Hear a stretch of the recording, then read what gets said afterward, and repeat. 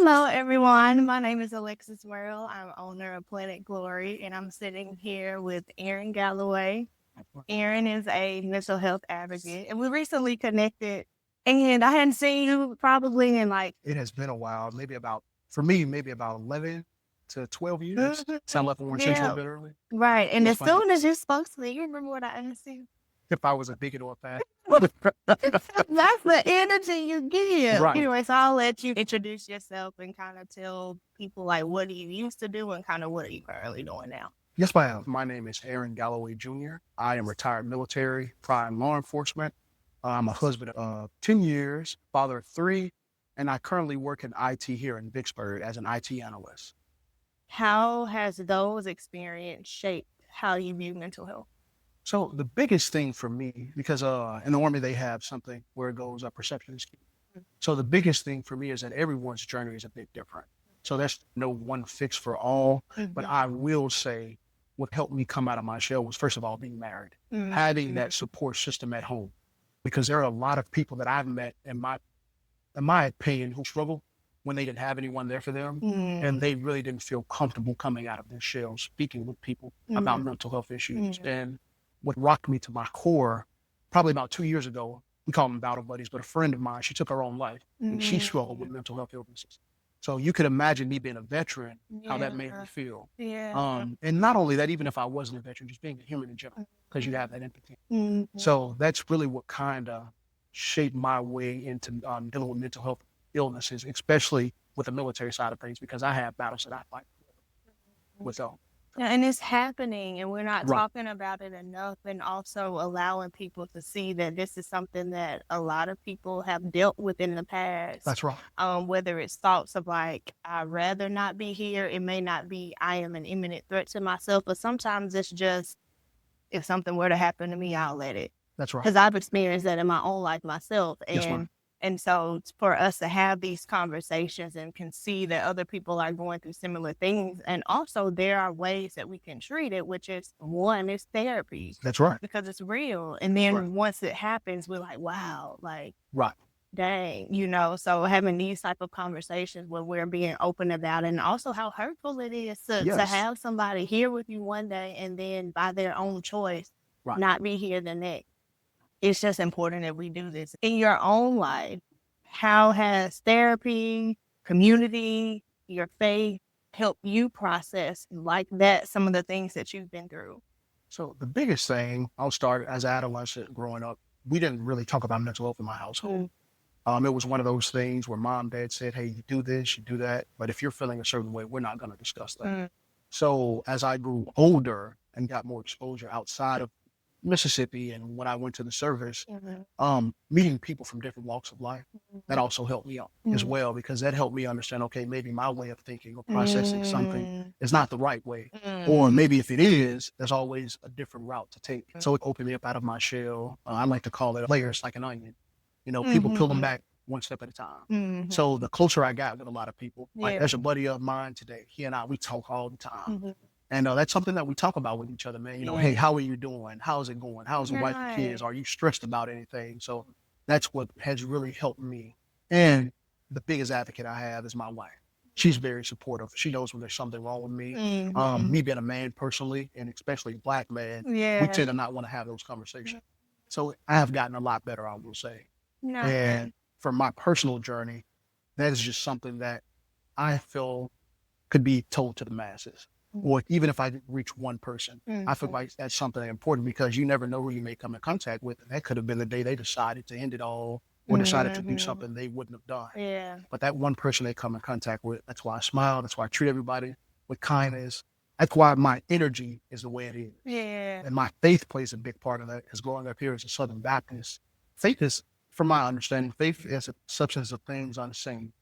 So I've had thoughts of suicide before. When I first got out of the Army, I medically retired in 2017. So my career was cut extremely short. I wasn't even halfway through my contract. So I kind of lost my way.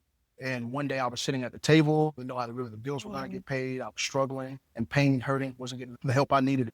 And I went in and grabbed one of my firearms, and I decided to, but it was that voice in the back of my head, I guess you say the Holy Spirit, that told me, hey, this is not the option for you. This is not the way. You have so much, there's so much more you could be doing in life. And I never had those thoughts again, but I've never forgotten that and Yeah. how that made me feel. Right. And that also drew me closer to God. What were you thinking and what were you feeling when you decided in that moment that this was a step you were going to take? Well, I felt empty on the inside. Mm. I felt like I did not know myself or who I was. I didn't have any direction. I felt like that was the easiest way out to rid me of my problems. Not thinking about the problems it would be on my wife and child, or her relatives or my relatives, or my friends. People care about me. Yeah. That's it was like a dark void, you know. And that's why I tied it back to my faith earlier, because I don't think without that I wouldn't be here now, sitting on this couch speaking. Yeah. That was a key pivotal moment in my life where once I made that decision, and I thought about not long ago when they found a gentleman that did the same thing here in Pittsburgh, I would end up a statistic. And, would my story be told? How was that representation of what I did affect my children or future children? So, yes, ma'am. So that's exactly how I felt. What would you say to someone who has had those similar experiences, similar thoughts, and don't know really what to do next? Yes, ma'am. What would you say to them? The most important thing I would say to that person is, hey, you're not alone. There are people, millions of people like you on this planet that deal with it every day. But it's your choice also to seek help, because people can help if they don't know. And that goes back to what we were saying now. Depending on who that person is, they may have not had that support system growing up. And I would also say to that person, if you don't have a relationship with the Lord, fine. Because there's many times someone may not have the right answers, but you open up the Bible or you Google a scripture or you Google something that's pertaining to what you're going through, and there's something in there to help someone. But the biggest thing is find a support system. Someone that's going to listen to you, that's going to understand and not judge. Right. And that's the most important part as humans, because we seek relationships. And if you don't have a relationship with anyone, it's hard.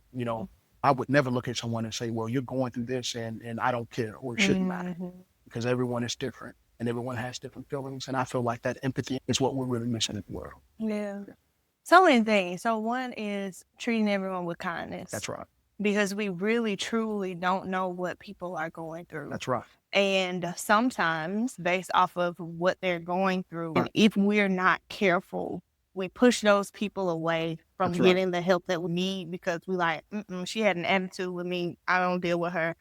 Like, she didn't speak back when I spoke, ain't dealing, and it takes a strong sense of self. It does. To not take it personal. Right. I've learned that people really do have good intentions. And when you're able to take that, understand, hey, they may be going through something. What can I do to help them see themselves, from one, because we do want to hold people accountable, but also me showing grace and love. And a perfect example of that is someone said something to me that I kind of was offended with through email, right?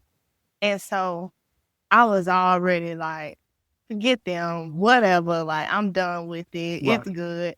But communication. Oh my, So I go ahead, instead of being done, because sometimes we quick to just okay, that's how they feel, bye. Right. Instead of being done, because when you understand that people have good intentions, and especially when you know these people care about you, that should give you more fuel to communicate with them what is on your mind, because they care about what's on your mind. And so instead of me being done, hey, I felt this way about this, blah, blah, blah, blah, blah. And I could have worded it a little better, I ain't gonna lie. But they were able to take it and I see that something's going on and it's not like her. Right. So let me see what this is. And then we're able to kind of have a conversation and apologize and, on both parts and all the things. But we're so quick to judge people's character in a moment when it's nothing to do with, or it's far from what we really truly know about them. So if you were to come in one day and I see you after this and you shrug me off or something, I know that's not your character. That's right. So I can either go to you and say hey, what's going on? Or I can I know that ain't him. And then next time it's it never even happened. But people are so quick to judge. And sometimes it's because they're they're always doing it. So the Yes. patterns that we keep are the That's patterns right. that usually stay unless we want to bring it into it. So if I don't want to think negative anymore, I have to kind of change what I'm doing. I That's have to right. kind of change how I'm thinking about the world. That's right. So that we can. I also wanted to talk to you about kind of how you grew up Okay. because that's similar to a lot of us, especially Yes. probably in Black families, just to Yes. be honest. I'm the adult here. What I say goes. You don't get to ask questions. You don't Right. get to be curious about why this Right. and why that. You talking back. That's right. You doing this because I said you're doing it. And so without having fostered, and you can correct me if I'm wrong, curiosity and like different mindsets and different ways of thinking without that being fostered, it's like this is the way. How did that shape you as a person as you were going through life? Growing up through life, especially coming from that type of background and Mhm. household, I was really kind of to myself. Mhm. I didn't really know who I was or what I wanted to do. Mhm. And what really came into part for me was having those relationships with different people from different areas, especially having a relationship with God. Mhm. That was the most important thing because you and I would not be having this conversation today if I did not have a relationship. So I credit my grandmother to that. I moved in with her once I got to junior high. Mhm. And I was at her house from junior high to 2015 till I got married and went to the service. My father was in the Marine Corps, and my Okay. mother, she was Irish, so she was a very stubborn woman. So what she said was what she said, and she did not care. Yeah. You could be asking a question if she gave you a command or she gave you what her answer was. Well, there's no need for you to be talking back, Mhm. or go to your room. Yeah. My father's the same exact way, but it was a bit different with my grandmother. My grandmother was more nurturing. So Mhm. if I asked the question, Mm. she wouldn't mind, well, this is how this is done, or maybe you should do it that way, or have you thought about it? She had more leeway. I guess 'cause she's a grandparent. Right? Grandparents are Yeah. always awesome, right? They're Yeah. always awesome. My wife and I, we try to be different with our children. Mm. They ask a lot of questions. Mhm. Sometimes that can be overwhelming, Yes. especially with three of them. I can imagine. But you think about moments back to when you were a child. You don't want to cut them off because how could that affect them? Yeah. Or if there's something going on in their life, you don't want them to, well, he or she's not going to listen to me anyway. So it's important for you to be able to have that mindset. So I kind of distance myself from my childhood. I don't forget who I am or the way I was brought up, but I also make sure I do things differently. I want to be a different type of parent with my children. Yeah. And I think that's the most important part that's missing today in the households is that Mhm. a lot of people really, they want to continue what their parents did. Mhm. Doesn't necessarily mean everything the parents did were, it was wrong or right. Yeah. But you have to think about it. We live in a different time from when we were Mhm. growing up. There's more exposure for children. Yeah. There's more things going on that parents just Mhm. may not know about. Right. So you need that open line of communication. Mhm. That's right. Nice. And I think we are getting better Right. with that. There's like the gentle parenting Right. movement and all of Right. this. So we are getting better, but we do have to remember how it shaped us. Right. And so now we can change it. And we still won't be perfect, That's right. but we can use what we learned from how we grew up to make sure that we're fostering That's right. curiosity and we're nurturing their gifts and we're Right. allowing them to explore who they are and also giving them that sense of autonomy where they feel like they can make good decisions and That's good right. choices. Because I know for me, I felt like unless my parents agreed, it wasn't a good choice. Right. Because that's how we grew up. Like That's they right. knew exactly what's best for me. And so it got to the point where like, no, they really don't know everything that I should be doing. And so I had to make that switch of, okay, this is between me and God and our conversation. And even if it goes against what I feel like they want me to do, I'm going to be faithful to Him. That's right. And so that's how I even changed into the mental health world from engineering, which is what I was doing before, because I wanted to be used the way God wanted me to be used. That's right. And be a vessel in that way. So in your professions, like with law enforcement and being in the military, there is a stigma, I can assume, especially in those kind of strength-based, Right. objective type professions. What do you think we can do as people, as a community, as other people in the field to help break that stigma and allow people to see these avenues as beneficial or could be beneficial to them? Yes, ma'am. So that is a very sensitive and important topic to me. Because a lot of people, especially in those professions, but they don't really push the narrative that, hey, this is important. Now, there are different avenues they do have in a sense where, hey, we do have mental health or we do have therapists you can talk to, but you're going to be shunned for it. I experienced that myself when I first sought help when I was in the service, because I was going through things that I didn't really understand what was going on. So I think it's important for supervisors or commanders or just people in general to understand, like, hey, this is an important topic, because mental health to me is probably the most important thing we as humans go through. It's those silent thoughts.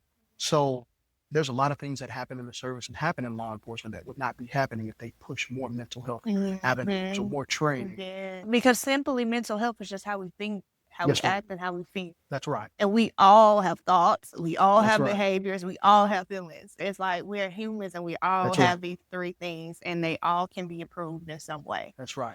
How did you push past, one, maybe the stigma within yourself to like go seek help, and two, the things that you saw around you that were kind of trying to bring shame or like shun you Yes, for ma'am. seeking help? How did you push past that? So before I went to the service, and this goes back to my faith, so I was at a church service, and there was multiple veterans in the church I grew up in, and a few of them pulled me to the side. I had already signed my contract. I knew I was going. A month before that, we had a conversation, and they were just like, make sure you seek help, not just for your physical, but for your mental as well. Wow. So the short amount of time I did spend in the military, that played in the back of my mind. And I guess that could be reminiscent of the Holy Spirit telling me, like, hey, if something is not right with you, open your mouth and speak up about it. That means you have to be disrespectful. There's a way to say things, talk to people, and also seek people who have a similar upbringing as you, or they didn't come up the same way you came. They don't mind speaking up and saying something. So it got to a point where, I spoke to an NCO of mine, a great guy, Sergeant Demetrius Owen. I don't think he's in anymore in the service, but he told me, like, hey, I know there's some things going on with you. If you want to talk, you can talk to me, or you can go to mental health. And that came, I'm like, well, I didn't even know we had a therapist here. Oh, we do. And she's available these days, and don't worry about going to PT. You just go in the morning time. If they're looking for you, I'll let them know what's going on. Just let them know you're in mental health. Speaking with a therapist. So that's what broke up the stigma for me. It's not just about being macho, it's about being vulnerable too. Because a lot of times, and I saw it in law enforcement as well, you have a lot of people who they want to be, I guess, on a pedestal per se. Well, there's nothing that can touch me. I'm tough, I'm a cop, I deal with these problems. But the key issue, and that goes back to my time as a cop, not violating people's rights. Talk to people. Ask them how their day is going. Or if no one's talking to you about that, go seek that help. Because you don't want to desensitize yourself. And it's kind of been a struggle for me with that as well, because there are some times where I do have an episode and I'm just like, hey, I don't want to deal with this. I don't want to talk about this. But is that really what's not only best for me, but best for others around? Because there are people that are depending on me. So I think and care about you. Yes, and care about me as well. People care. So I think that's one of the most important things in breaking up that stigma. Because, like I said, it's sensitive to me because you see it all the time. Definitely now. You see it all the time. And that's one of the things I'll be pushing for in my future endeavors. Yes, nice. Yes, one thing that stood out to me is, one, you had other men coming up to you and Yes. telling you beforehand, like, Yes. hey, like, make sure you take care of your mind. That's That right. says a lot, and that's a part of what we really need. Yes, ma'am. Like, so for example, like when you in the church and somebody going to mentor, like you can tell them the same thing. That's right. Because to hear it from somebody like you That's right. and someone that you look up to in some ways, That's or right. you see them and you're like, oh, they're good people. That means a lot. It does. It goes a long way as well. Yes. Yes, And ma'am. then two, there is this, if I'm vulnerable, I'm weak. Right. And you let that get to you. I see stuff like that all the time. Right. But what people sometimes don't fully understand, like to be vulnerable and confident enough to say, hey, like that bothered me, or I'm Right. seeking help. That's more confidence than the person who just stuffs it right. inside and pretends that nothing bothers them and nothing ever gets to them. Yes. And, some people do believe it, because I think a part of us wants to believe that, even though we wouldn't consciously say this, but we want to believe that there are people that are perfect. Right. Like, so if I never see them doing anything, or I never see them being affected by anything, I think that this is them all the time. Right. But really, that's not true. And it takes a confident person to be able to be vulnerable and say, hey, I struggle with this. and still think highly of themselves. That's right. Because that's just normal. That Like, we is. go through things. So really, those people who are vulnerable, they're growing. Right. They're getting stronger. And being able to do that is just an example of your character. Right. And how much you want to help people. That's And right. how much you want people to grow and people to be the best version of themselves. And if you found an avenue that's helpful, the Holy Spirit, the Lord, therapy, community, That's right. sharing that with others so that people don't think they're alone. Absolutely. Because they look at people and they compare themselves to that. That's a natural response that we have as humans, is to compare ourselves to other people. That's right. We need to understand, like, that person goes through things too. That person has feelings. That person has their feelings hurt. No one has inexhaustible energy. No That's one right. has inexhaustible confidence without some holes of insecurities in there somewhere. Right. And people are just trying to push past that. And how you do that makes a difference. It does. It does make a huge difference. And you said a lot of things that resonated with me just now. Yeah, because Yes, ma'am. people are really resilient. Right. But you have to be open to healing those wounds. Now, That's if you're right. just constantly getting cut and you ain't going to the doctor, eventually, like, you're Right. not going to be well. But every time you get a cut, you're going to seek help. You're asking yourself, why am I feeling this way? What's going on? Who can I go to that might be helpful in this area? If every time we feel ourselves, instead of stuffing it down and just letting us kind of sit there to get Right. cut, we're getting stronger, we're getting better. And then That's the right. next time somebody try to cut, it don't even go deep. It doesn't. It doesn't. It doesn't. We That's built right. ourselves up. That's right. And so, yeah, I think this conversation is just something we need. Yes, ma'am. Absolutely. And there was one more thing I wanted to add. Yeah. It has not been a struggle for me, but deep down inside, people have that intuition. But as a child, I always felt that I was kind of different from my relatives, right?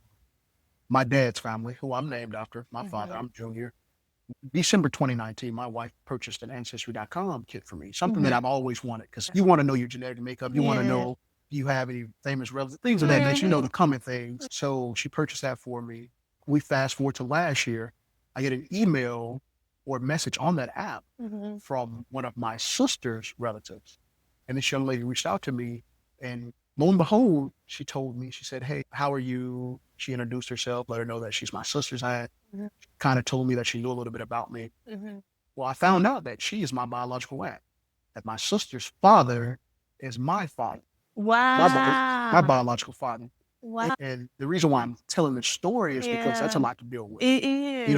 on anyone. Yes. But if I did not have that strength, faith, I haven't really talked to anyone personally too much about it. My wife, I've told people, relatives and family. It was a sign of relief.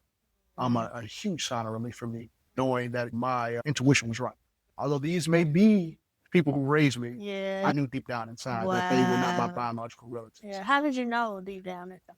Well, certain things I do, certain cues, because genetics run strong. And whether people believe it or not, we are products of our environment or our genetic makeup. Yeah. And there's certain avenues I took in my life that a lot of my relatives didn't take, or maybe my thinking pattern may be a bit different, or maybe I just may speak a little different. I know I look different. But it's funny because I met my aunt, her family, for the first time. They came down from Georgia back in December. They came over to the house, met the family, and sitting in the room with me, my wife, after they left, she was like, we'll have a conversation and we're just watching TV and quiet. Yeah. My wife's like, I just kind of thought you always did that because you really didn't want to talk, but she said, you all acting like it. So, there were cues there as well. And my uncle and I, we look like twins. Wow. So, but they're all good people. Yeah. They're all good people. And my family, they've taken it really well. I've kind of processed it myself. I didn't talk for a few days. Yeah. When she reached out to me. So my uncle called me. My sister gave him my number. He and I spoke, and she and I spoke. And Wow. it was amazing. She felt really bad about the situation, though. Because I was 29. I'm 30 now. So she felt like she missed out on 29 years of my life. Yeah. So we're all just making our way through it. A bombshell like that, I go back to that military training, but also mental health is a big, people checking up on me, asking me how I'm doing. Right. Are you okay? Yeah. How does it make you feel? Exactly. Those questions. They really helped out a lot. Yep, exactly. And Yes, ma'am. when you said, like, how does this make me feel? Right. That's a pivotal question. Correct. Because we're not asking ourselves that a lot. Right. And whether we feel like this is where they need to be or not, we need to label it. Yes, ma'am. Okay. Like, that's how I feel. And Yes, it's ma'am. okay. We don't sit and be okay with things that do bother me, Correct. and this is something that I need to process. This Yes, is ma'am. something that I need to take time and think about. This is something that I need to go to people and talk about That's right. versus I'm good and just gonna move on. Right. That's how our mental health starts to deplete.